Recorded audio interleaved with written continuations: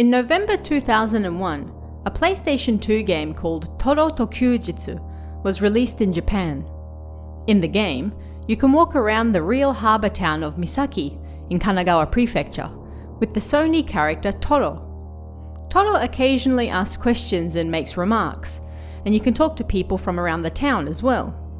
It's a laid-back game that doesn't have any particular goal in mind, but lets you walk around and explore at your own pace. That wasn't what got people talking, however.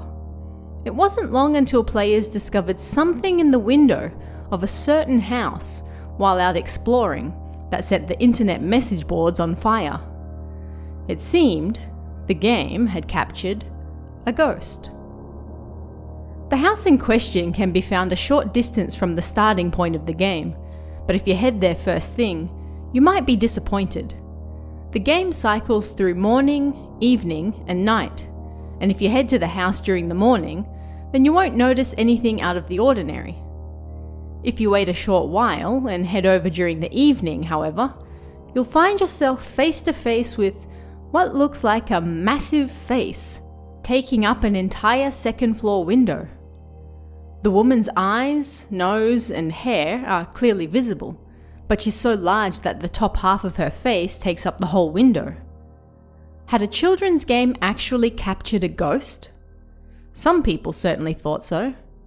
It's hard to deny that it does look like a face, and if you talk to Toro nearby, he also says something strange, something unsettling, considering what appears to be a giant face nearby looking at you.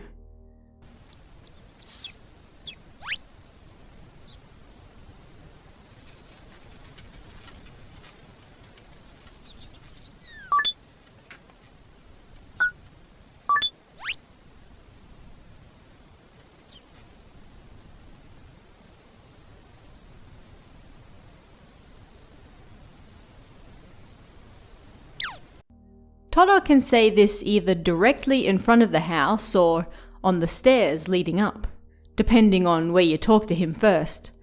And the game never specifies just what exactly it is that's caught his attention. But the fact he only says it here, near the giant face in the window, caught many people off guard. Was the face in the window on purpose? What exactly was going on? Sony has never said anything one way or another regarding the face, but that hasn't stopped people from discussing it on the internet, which they still do to this day. Numerous theories have been given as to what it might really be. Some believe it's an actual ghostly face captured on film, while others argue that it's just a trick of the evening light, reflecting either the furniture inside the room or the house opposite in the window glass. If you visit in the morning, it's too bright to see anything in the window, but you can see the surroundings reflected in the other windows, making this the most likely answer. You can visit this same area in Google Maps quite easily these days, something which wasn't available at the time the game came out. You can find the area at the bottom of Tokyo Bay, then zoom in on the harbour town of Misaki. Google Street View will take you to the same locations as those seen in the game, and you can get right up to the haunted window in question. Of course, there's no face visible in Street View, but you can quite clearly see the reflection of nearby objects and all sorts of shadows on the windows.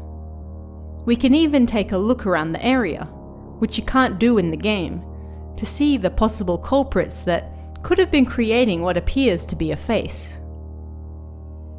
On an interesting side note, if you go down this side street not available in the game and get a look at the windows head on, you can see something else in the next house that looks a little like...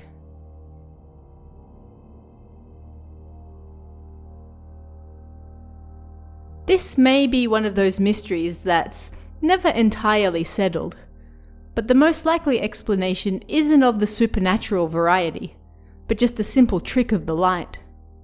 What do you think? Let me know in the comments below, and I'll see you again next time.